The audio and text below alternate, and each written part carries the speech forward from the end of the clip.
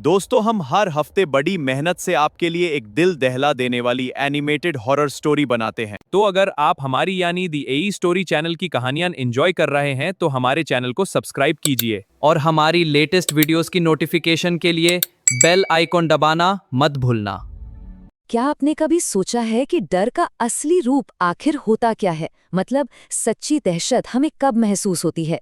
क्या तब जब हम किसी अनजान घने जंगल की हदों को पार कर जाते हैं, या फिर तब जब कोई अनजान साया हमारे अपने घर की सुरक्षित दीवारों के अंदर घुस आता है? आज के इस एक्सप्लेनर में हम इन्हीं सवालों के जवाब तलाशेंगे। हमारे पास दो बेहद खौफनाक घटनाएं हैं जिनके जरिए हम विश्लेषण करेंगे कि खौफ के ये दो बिल्कुल अलग-अलग चेहरे असल में काम कैसे करते हैं। तो चलिए बिना किसी देरी के शुरू करते हैं। इन दोनों घटनाओं का अगर हम निष्पक्ष तरीके से विश्लेषण करें तो एक बहुत ही दिलचस्प बात सामने आती है। ये कहानियां हमें इंसानी जीवन की सबसे गहरी असुरक्षाओं से रूबरू कराती हैं। देखिए, एक तरफ हमारे पास है एक खुला, विशाल और बिल्कुल अनजान जंगल, एक ऐसी जगह जहां प्रकृति के अपने ही खतरनाक नियम चलते हैं। और वहीं दूसरी तरफ है एक बंद घर, जिसे हम दुनिया की सबसे सुरक्षित जगह मानते हैं, लेकिन जो अचानक असुरक्षित हो जाता है। ये दो बिल्कुल अलग-अलग स्थितियां हैं, लेकिन हैरानी की बात यह है कि ये दोनों ही इंसानी डर की एक ही भयानक तस्वीर पेश करती हैं। हमारी पहली कहानी का नाम है पिंडारी का अनजान रास्ता। ये घटना शुरू होती है उत्तराखंड के खूबसूरत पिंडारी ग्लेशियर की तलहटी से। 21 साल का पवन छुट्टियों में गांव आया था और उसने अपने दोस्तों गिरदा और देव के साथ एक झरने तक ट्रैकिंग का प्लान बनाया। शुरुआत बहुत अच्छी हुई। सुबह सुबह धूप खिली थी और 8 घंटे का उनका ट्रैक शुरू हुआ। लेकिन फिर दोपहर होते होते थकान के मारे वो झरने के पास ही सो गए और यहीं से सब कुछ बदलने लगा। शाम को अचानक पवन की नींद टूटी, किसी बच्चे की बाबा पुकारने की आवाज से। सोचिए, एक सुनसान जंगल में ऐसी आवाज। सूरज ढल चुका था और रात आते आते सबसे बुरी चीज हुई, उनके फोन की बैटरी खत्म हो गई। अब वो तीनों दोस्त उस घने भयानक अंधेरे में पूरी तरह से भटक चुके थे। उस रात के अंधेरे में जो हुआ वो किसी बुरे सपने से कम नहीं था। पवन को सोते हुए एक बेहद खौफनाक एहसास हुआ कि कोई उसे घसीट रहा है, और जैसे ही उसकी नींद टूटी, टेंट के ठीक बाहर एक आकृति खड़ी थी। देव ने दहशत में टेंट को फाड़ दिया, और जो उनके सामने था ना, वो इंसान या जानवर तो बिल्कुल नहीं था। वो किसी एलियन या पिशाच जैसा लग रहा था। उसका चेहरा पूरी तरह से सड़ा गला था, बाल लंबे और बिखरे हुए, नाखून असाधारण रूप से लंबे और दांत एकदम नुकीले और आड़े तिरछे थे। और उसकी आंखें वो खून की तरह लाल थीं, जिनमें बस गुस्सा भरा था। ये इकाई पूरी तरह से अमानवीय थी। अपनी जान बचाने के लिए उनके पास बस एक ही रास्ता था, भागना। वो उस घने अंधेरे में बिना कुछ देखे पागलों की तरह झाड़ियों के बीच से भागने लगे। अगली सुबह जब एक बकरी चराने वाले ने उन्हें बेसुध हालत में देखा, तो पवन और देव के शरीर से खून बह रहा था। आपको जानकर हैरानी होगी कि उनके शरीर पर एक या दो नहीं, बल्कि सैकड़ों गहरे कट्स लगे हुए थे। ये सैकड़ों घाव उस भयानक रात के शारीरिक और मानसिक आघात की गवाही दे रहे थे। इसके बाद जो हुआ वो हमें ले जाता है हमारे अगले हिस्से की तरफ, तांत्रिक और खूनी रहस्य। रेस्क्यू होने के बाद जब अगली सुबह उन्हें गांव के मुखिया के घर होश आया, तो उस पहाड़ का एक बहुत ही काला और डरावना इतिहास सामने आया। मुखिया ने उन्हें बताया कि कई साल पहले एक इंसान ने तंत्र मंत्र की शक्तियां पाने के लिए उन पहाड़ों में जानवरों और इंसानों की बलि दी थी। गांव वालों का पुख्ता यकीन है कि वो अभी भी काली शक्तियों की मदद से जिंदा है और उन्हीं पहाड़ियों में अपने अगले शिकार का इंतजार करता रहता है। ये सुनकर रोंगटे खड़े हो जाते हैं। और सबसे दुखद बात, उस रात भागते वक्त उनका जो तीसरा दोस्त था, गिरदा, उसका कभी कोई सुराग नहीं मिला। वो हमेशा हमेशा के लिए उन्हीं पहाड़ों में गायब हो गया। अब पहाड़ों के उस खुले खौफ से निकलकर हम चलते हैं एक बहुत ही घुटन भरे माहौल की तरफ। इस हिस्से का नाम है फैजाबाद का भूतिया फ्लैट। साल था 1991, शहर फैजाबाद। 8 साल के सचिन का परिवार एक नई नौकरी की वजह से फैक्ट्री के एक फ्लैट में शिफ्ट होता है। ये 2 कमरों का फ्लैट पिछले 5 सालों से बंद था। बाहर से देखने में ये एकदम साधारण घर था, लेकिन अंदर चीजें पहले ही दिन से बिगड़ने लगी। पहले दिन उन्हें बाथरूम में जलने का एक अजीब सा निशान मिला।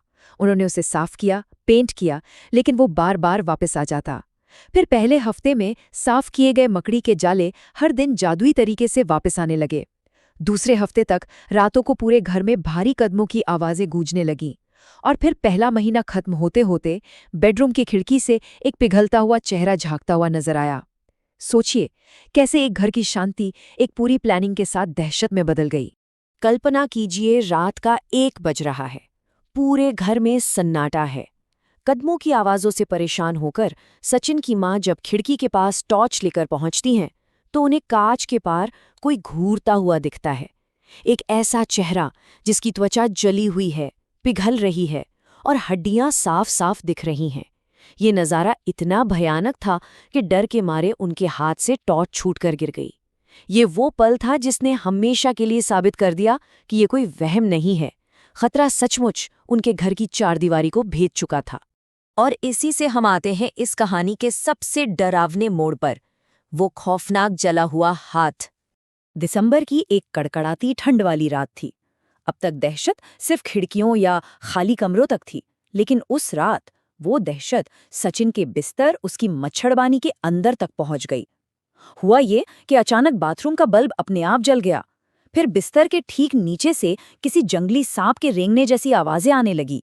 सचिन की बहन अचानक एक ऐसी गहरी नींद में चली गई जैसे उसे लकवा मार गया हो या किसी ने जादू कर दिया हो। और फिर सबसे भयानक चीज हुई। दीवार के अंदर से एक जला हुआ हाथ बाहर निकला। उसमें सिर्फ 3 मोटी पिघली हुई उंगलियां थीं। वो हाथ धीरे धीरे आगे बढ़ा और सचिन के सिर को सहलाने लगा। ठंड और खौफ के मारे सचिन का शरीर पूरी तरह सुन्न पड़ चुका था। वो हिल भी नहीं पा रहा था और सुबह होने तक उसी लकवाग्रस्त हालत में लेटा रहा। इस रोंगटे खड़े कर देने वाली घटना के बाद एक बड़ा सवाल उठता है, क्या डर सिर्फ एक भ्रम है? अगली ही सुबह सचिन का परिवार वो फ्लैट छोड़कर भाग गया और एक गेस्ट हाउस में शिफ्ट हो गया। लेकिन इसके बाद जो सच्चाई सामने आई ना, वो इस पूरी कहानी को देखने का नजरिया ही बदल देती है। चलिए मैं आपको बताता हूँ। हुआ ये था कि करीब 5 साल पहले उस फ्लैट में एक केमिकल इंजीनियर रहा करता था, चरण 1। एक दिन एक भयानक सड़क हादसे में उस इंजीनियर की दर्दनाक मौत हो जाती है। चरण 2, अपने जवान बेटे की मौत की खबर सुनकर उसका पिता पूरी तरह टूट जाता है और सदमे में उसी फ्लैट के बाथरूम में खुद को आग लगा लेता है। चरण 3, बाद में उन दोनों शवों का अंतिम संस्कार एक साथ किया जाता है। अब सारी कड़ियां जुड़ने लगती हैं। वो बाथरूम में जलने का जिद्दी निशान, वो जला हुआ चेहरा और वो पिघला हुआ हाथ, वो कोई शैतान नहीं था। वो असल में उसी बेबस और दुखी पिता की आत्मा थी जो शायद मरने के बाद भी अपने खोए हुए बेटे को उस घर में ढूंढ रहा था। अगर हम इन दोनों मामलों का निष्कर्ष निकालें और इनकी तुलना करें तो एक बहुत गहरी बात समझ में आती है। ध्यान दीजिए, पिंडारी ग्लेशियर वाली इकाई का मकसद था काला जादू और मानव बलि। वो पूरी तरह से एक शिकारी थी जिसका रूप राक्षसी और जानवर जैसा था। उसका क्षेत्र था एक अप्रत्याशित और खुला जंगल। वहीं दूसरी तरफ फैजाबाद की इकाई का मकसद किसी को नुकसान पहुंचाना नहीं था। उसका मकसद था अपने दुख को जीना और अपने खोए हुए बेटे की तलाश करना। उसका रूप जले हुए मानव अवशेषों जैसा था जो एक दुखद घटना का नतीजा था, और उसका क्षेत्र था घर की तथाकथित सुरक्षित चारदीवारी। ये तुलना हमें दिखाती है कि कैसे खुला जंगल एक क्रूर खतरे की जगह बन सकता है, जबकि घर की सुरक्षित दीवारें किसी के गहरे दुख का एक पिंजरा। तो इस एक्सप्लेनर के अंत में हम एक बहुत ही अहम मोड़ पर खड़े हैं। ये दोनों कहानियां सिर्फ हमें डराने के लिए नहीं हैं। ये हमें इंसानी जीवन की असुरक्षाओं, हमारे गहरे दुखों और हमारे डर से रूबरू कराती हैं। एक तरफ वो खौफ है जो अनजान से आता है, और दूसरी तरफ अपनों को खोने का वो दर्द जो मौत के बाद भी खत्म नहीं होता। ऐसे में ये सवाल हमारे जहन में जरूर आना चाहिए, क्या असली राक्षस हमेशा उस अंधेरे और अज्ञात में ही छिपे होते हैं, या फिर उनका जन्म उन गहरी मानवीय त्रासदियों से होता है जिन्हें हम पीछे छोड़ आते हैं? इस बारे में जरूर सोचिएगा। इस एक्सप्लेनर में हमारे साथ जुड़ने के लिए आपका बहुत बहुत शुक्रिया।